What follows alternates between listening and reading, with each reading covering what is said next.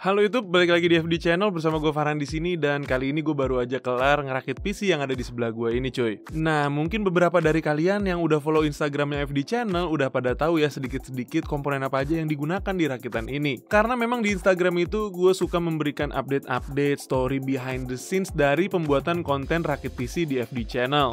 Makanya buat kalian yang mau dapat update terbaru seputar progres konten di FD Channel ini, pastikan kalian follow Instagramnya juga.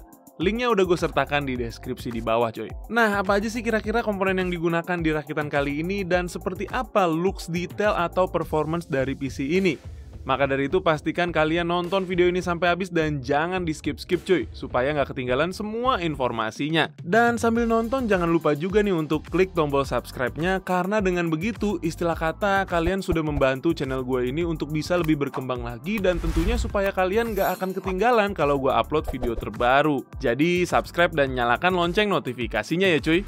Oke, kayaknya tanpa perlu basa-basi lagi, langsung aja gue jabarkan komponen-komponen yang digunakan di rakitan PC kali ini. Yang pertama untuk prosesornya, di sini gue menggunakan prosesor dari AMD, yaitu AMD Ryzen 5 5600X. Di tengah desas-desus kehadiran generasi penerusnya, yaitu Ryzen 7000 series, prosesor yang satu ini diem-diem ngerangkak turun harganya, cuy. Kalau kalian inget dulu, Ryzen 5 5600X ini dijual dengan harga sekitar 4 jutaan, bahkan ada juga yang jual 5 jutaan. Tapi sekarang kita bisa meminang prosesor yang satu ini dengan harga 3 juta aja. Nah, untuk mendinginkan prosesor ini, di sini kita menggunakan air cooler yang cukup spesial nih, cuy. CPU cooler ini juga termasuk yang paling banyak ditanyain di Instagram stories gua kemarin. Dan ini adalah air cooler Scythe Ninja 5. Wow. Yap, wow adalah salah satu kata yang keluar dari mulut gua ketika pertama kali memegang air cooler berukuran jumbo ini. Dimensi yang gak lazim pasti akan langsung membuat orang yang melihat PC ini terheran-heran. Scythe ini memiliki ukuran yang luar biasa dengan lebar di 137 mm dan panjang di 182 mm, yang itu sangat panjang untuk sebuah air cooler. Tapi untuk tinggi maksimumnya hanya di 155 mm aja, yang artinya masih akan mudah masuk ke hampir semua casing. Yang harus diperhatikan di sini sebenarnya adalah dari segi pemilihan RAM. Karena tinggi dari cooler ini bergantung pada RAM yang digunakan. Semakin tinggi dimensi RAM yang kita pakai, maka posisi fan cooler juga harus kita naikkan, yang otomatis akan menambah ketinggian dari keseluruhan cooler ini. Saran gue sih pakai RAM yang low profile aja, cuy, seperti Team Group T-Create Classic yang gue gunakan. Lagian kalau kita pakai RAM yang macem-macem ataupun yang ada RGB-nya, kayaknya RGB-nya itu juga nggak bakal kelihatan, cuy. Buat gue, desain dari Scythe Ninja 5 ini termasuk cukup menarik ya. Selain terlihat kekar, pemberian logo Shuriken Naruto di bagian tengah juga memperkuat identitas dari nama ninjanya. Scythe Ninja 5 ini memiliki total 6 buah heat pipe dengan bahan nickel plate Cooper yang diklaim mampu menjinakkan prosesor sampai dengan TDP 220 Watt. Performance pendinginannya ini disupport juga dengan 2 buah fan bertipe KZ Flex berukuran 120 mm dengan konektor PWM yang memiliki speed 800 rpm dan airflow di 43 CFM. So far sih gue happy banget ya dengan produk cooler dari Scythe ini, karena mereka berfokus kepada sistem pendinginan yang memiliki tingkat kebisingan yang rendah. Untuk para content creator sih menurut gue ini lumayan penting ya, biar nggak ada suara noise yang masuk ketika recording ataupun streaming dari CPU cooler. Dan secara pemasangan CPU cooler ini ternyata gampang banget, cuy. Bracket yang disediakan sudah sangat presisi, karena mereka menggunakan teknologi bernama HPMS3 atau Hyper Precision Mounting System version 3, yang memberikan kemudahan dalam proses pemasangan dan memastikan CPU tercover heatsink dengan baik. Untuk urusan compatibility udah aman banget, cuy. CPU cooler ini sudah support prosesor Intel ataupun AMD. Pastikan aja kalau kalian menggunakan Intel generasi ke-12 atau LGA 1700, kalian beli Ninja 5 yang Rev B ya, cuy. Atau biar nggak bingung-bingung, kalian bisa langsung aja pesen di Tokopedia-nya Gamer Outpost. Di situ kalian bisa langsung nanya juga, karena dia itu adalah toko online-nya distributor resmi, yaitu DTG, yang menjual Scythe di Indonesia. Next untuk motherboard, di sini kita menggunakan motherboard yang udah sering banget nongol di video konten rakit PC di FD Channel cuy. Dan ini adalah motherboard dari brand ASRock, yaitu ASRock B550M Pro 4. ASRock ini memang terkenal selalu memberikan motherboard dengan spesifikasi yang oke dengan harga yang sangat bersahabat. Makanya nggak heran di konten gue sendiri banyak banget yang menggunakan motherboard ini. Nah, seri Pro 4 ini adalah seri entry level dari motherboard ASRock berchipset B550. Dia memiliki 8 power paste dengan 50 ampere power choke yang dilengkapi dengan heatsink. Mobo ini sangat kompatibel dengan prosesor menengah seperti Ryzen 5 5600X dan masih cukup bisa menghandle Ryzen 7 5700X. Kalau gue lihat di websitenya sih paling hanya seri Athlon aja yang nggak support coy. Nah, walaupun murah, kita tetap mendapatkan 4 buah slot RAM di motherboard ini. Tapi gue tetap merekomendasikan untuk performance yang optimal gunakan 2 keping RAM aja ya cuy. ASRock sendiri mengklaim bahwa motherboard ini sanggup menghandle RAM sampai dengan speed 4533 MHz dengan overclocking ketika menggunakan Ryzen firmware series. Dan untuk series lainnya kita bisa lihat detailnya di sini. Ryzen G series pastinya juga support cuy di motherboard ini, bahkan display outputnya tergolong lengkap. Tersedia satu buah HDMI 2.0, display port 1.4, dan satu buah port disk-hub.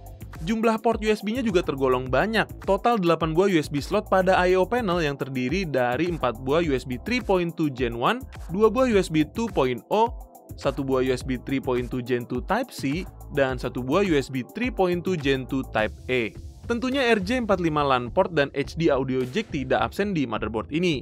ASRock ini istilah kata itu adalah Xiaomi-nya dunia motherboard. Jikalau kita istilah kata, ente kadang-kadang ente.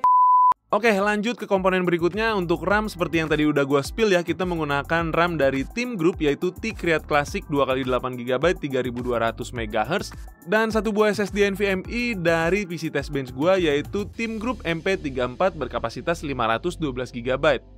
Lalu untuk power supply-nya di sini kita menggunakan power supply dari brand FSP. Tapi kali ini bukan FSP HV Pro seperti yang biasa kita gunakan ya cuy. Karena kebetulan kali ini gue kedatangan satu buah power supply dari brand FSP yang sebenarnya udah dijanjiin cukup lama nih cuy. Cuman baru sekarang aja nyampenya. Tapi ya nggak apa-apa lah, gue paham cuy karena Pamulang itu lumayan minggir dari Jakarta. Nah, ini adalah FSP Hydro M Pro 800 semi modular. Power supply ini bisa dibilang adalah PSU 800 watt bersertifikasi 80 plus bronze termurah dengan spesifikasi terlengkap yang pernah gue coba. Karena di range harga 1,2 jutaan, doi sudah memiliki protection yang komplit. Mulai dari OCP, OVP, OPP, SCP, dan sudah memiliki Active PFC yang akan menjaga output tegangan listrik menjadi lebih stabil. PSU ini juga menggunakan hydraulic bearing fan berukuran 120 mm. Walaupun belum hybrid, FSP mengklaim fan yang mereka gunakan memiliki noise yang minim dan tetap memiliki cooling performance yang optimal. Kapasitornya juga diklaim mampu bekerja sampai dengan suhu 105 derajat Celcius. PSU ini juga sudah semi modular. Beberapa kabelnya bisa dilepas pasang jika dirasa tidak dibutuhkan. Jadi pastinya akan memudahkan proses perakitan PC kalian. Emang sebenarnya di rakitan PC kali ini kita nggak perlu sih power supply sampai dengan 800 watt. Tapi tenang aja cuy, kalau kalian ingin meniru racikan ini dengan komponen yang sama, FSP juga menyediakan seri ini dengan daya 600 dan 700 watt. Oke, berikutnya untuk casingnya, di sini kita menggunakan casing dari brand Tecware, yaitu Tecware Forge M Omni. Kalau kalian nonton video-video gue sebelumnya, pasti kalian juga udah nggak asing lagi dengan casing yang satu ini. Karena memang casing Tecware Forge M Omni ini sudah sering banget masuk ke konten rakit PC di channel gue. Casing ini berukuran MATX, memiliki desain yang cakep dan front panel bertipe mesh yang bisa memberikan airflow berlimpah. Tecware sendiri juga termasuk salah satu brand yang menurut gua kalau bikin casing itu build quality dari bahannya lumayan kokoh dan solid. Tapi yang paling gua suka dari casing ini sebenarnya adalah side panel kaca yang sudah menggunakan mekanisme engsel dan magnetik. Jadi berasa lebih estetik aja gitu cuy, dan juga buat ngebersihinnya jadi lebih gampang kan. Dilengkapi juga dengan 4 buah fan ARGB yang pastinya bisa sinkron ke motherboard kalian.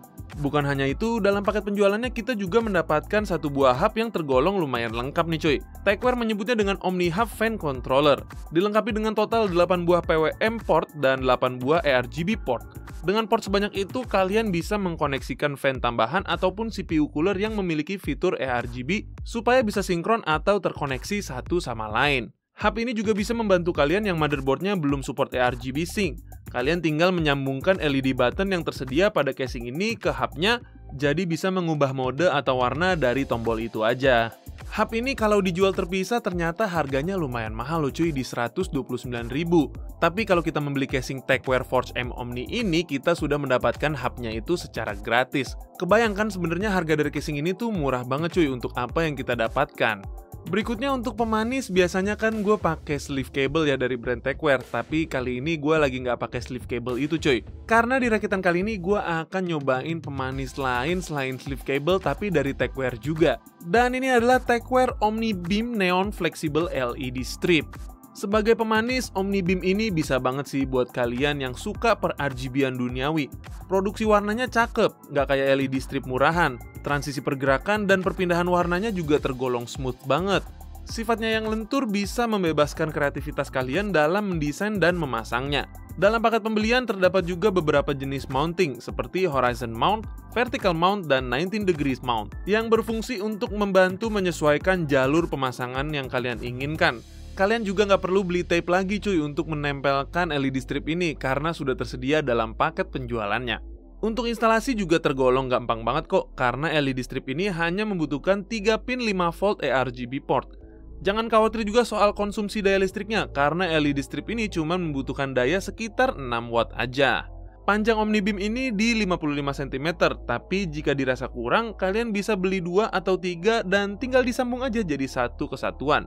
Nah, kita masuk ke komponen berikutnya dan juga komponen terakhir, yaitu VGA card. Dan VGA cardnya ini dari brand Asus cuy, yaitu Asus RX 6600 XT ROG Strix OC 8GB GDDR6.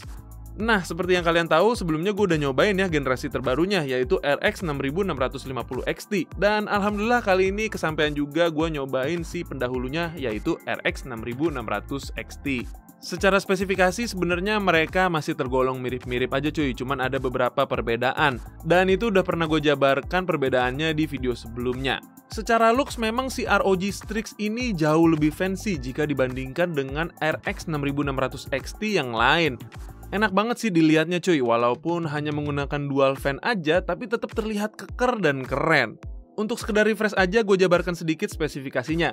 GPU RX 6600 XT ini menggunakan PCIe Express 4.0 dengan clock speed up to 2607 MHz. Memiliki total stream prosesor sebanyak 2048 dengan memory speed di 16 Gbps 128 bit. Memiliki total 4 display output yang terdiri dari 3 buah display port 1.4 dan 1 buah HDMI 2.1. Recommended power supply-nya hanya di 500 watt aja cuy dengan 1 buah konektor power 8 pin. Untuk yang versi ROG Strix ini di pasaran harganya sih masih tergolong agak mahal ya cuy, di 7 jutaan.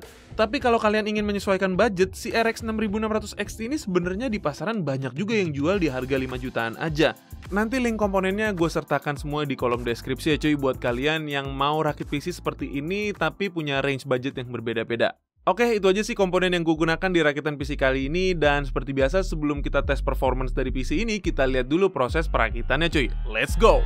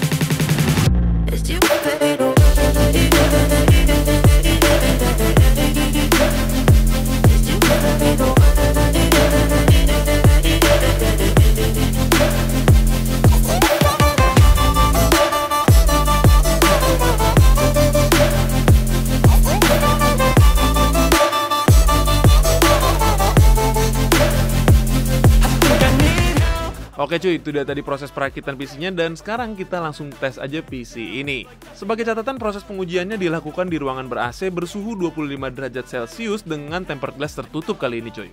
Kita mulai dengan pengujian 3D Mark Time Spy. Seperti yang kalian bisa lihat di sini, untuk Ryzen 5 5600X mendapatkan skor sebesar 8268 poin. Dan RX 6600 XT mendapatkan skor sebesar 9739 poin. Untuk overall skornya, PC ini mendapatkan skor sebesar 9485 poin. Dalam pengujian ini, RX 6600 XT sedikit tertinggal jika dibandingkan dengan penerusnya yaitu RX 6650 XT. Hal ini juga berlaku dalam pengujian Firestrike. Lagi-lagi RX 6600 XT masih tertinggal walaupun perbedaannya nggak terlalu jauh coy. Lalu untuk suhu pada saat pengujian ini berlangsung, PC yang baru aja gua rakit ini terlihat sangat anteng-anteng aja. Karena suhu tertinggi untuk GPU-nya hanya di 66 derajat Celcius dan suhu tertinggi untuk CPU-nya hanya di 63 derajat Celcius aja. Terbukti dengan ukuran yang sebesar itu, Side Ninja 5 dengan mudah menjinakkan Ryzen 5 5600X. Dan gak hanya di situ aja, kita juga mencoba sekali lagi ketangguhan dari Side Ninja 5 ini dengan Cinebench R20 tentunya. Mendapatkan multi-core skor sebesar 4345 poin dengan single core di 592 poin, suhu CPU-nya mentok di 61 derajat aja cuy. Padahal gue melakukan pengujian ini dengan tempered glass tertutup. Oke, sekarang kita masuk ke pengujian gamingnya. Seperti biasa kita mulai dengan game Valorant di resolusi 1080p dengan preset tertinggi. PC ini mampu menghasilkan FPS antara 340 sampai dengan 440 FPS dengan rata-ratanya di 390 FPS. Berikutnya untuk game PES 2021, tentunya dengan preset high di resolusi 1080p. PC ini menghasilkan FPS yang tumpe-tumpe dengan rata-rata FPS di 340. Berikutnya untuk game GTA 5 di resolusi 1080p dengan preset very high tentunya dengan MSA kali 8. PC ini menghasilkan FPS dengan rata-rata di angka 80 FPS. Sejauh ini performance RX 6600 XT dan 6650 XT masih tergolong mirip-mirip cuy, jadi nggak perlu gue tampilkan. Berikutnya kita ada game Horizon Zero Dawn. Seperti biasa gue jalankan benchmarknya dengan preset ultra quality di resolusi 1080p. Dan hasilnya PC ini mendapatkan average FPS di 99 FPS dengan skor 17.708 poin. Di sini RX 6600 XT kalah sedikit jika dibandingkan dengan penerusnya. RX 6650 XT ini mendapatkan rata-rata FPS di angka 105 FPS dengan skor sebesar 18.830 poin.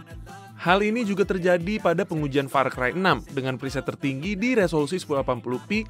RX 6600 XT masih tertinggal sedikit dengan rata-rata FPS di angka 79 FPS, sedangkan RX 6650 XT mendapatkan rata-rata FPS di angka 82 FPS. Next untuk pengujian Cyberpunk 2077. Di sini kita langsung tes pada resolusi 1080p settingan grafik ultra dengan ray tracing ultra tanpa FSR. Terlihat bahwa antara kedua GPU ini masih sama-sama kewalahan cuy. Dan rata-rata FPS-nya terlihat hanya di 38 FPS-an. Yang menarik di sini justru dari segi konsumsi daya listriknya, karena perbedaannya terpaut cukup jauh. PC dengan kombinasi Ryzen 5 5600X dengan RX 6600 XT memakan daya sekitar 240 Watt. Sedangkan RX 6650 XT mengonsumsi daya lebih banyak dengan rata-rata di 300 Watt. Ini mungkin terjadi karena perbedaan power supply yang digunakan saat perakitan PC cuy. Memang kalau dilihat dari spesifikasinya pasti ada perbedaan karena TDP dari RX 6650 XT ini lebih tinggi. Tapi seharusnya kalau menurut gua perbedaannya nggak akan sejauh itu. Karena jika dilihat dari real time power consumption-nya, kedua GPU ini hanya terpaut sekitar 10-15 watt aja. Nah ini menarik cuy, karena hal tersebut membuktikan bahwa power supply yang kita gunakan juga mempengaruhi daya listrik yang dikonsumsi. So bisa dibilang FSP Hydro M Pro ini cukup baik performance efisiensinya. Nah untuk kesimpulannya, dengan spesifikasi yang mirip ternyata RX 6600 XT masih lebih menarik menurut gue cuy. Karena punya performance yang mirip-mirip dengan daya yang sedikit lebih rendah. Apalagi kalau dilihat dari segi harga di marketplace sekarang ya cuy. Bawaannya jadi pengen upgrade aja gitu. Upgrade mulu, duitnya duit. Nah, kalian udah lihat semua tuh proses perakitan dan pengujian performance-nya. Gimana menurut kalian PC dengan racikan seperti ini cuy?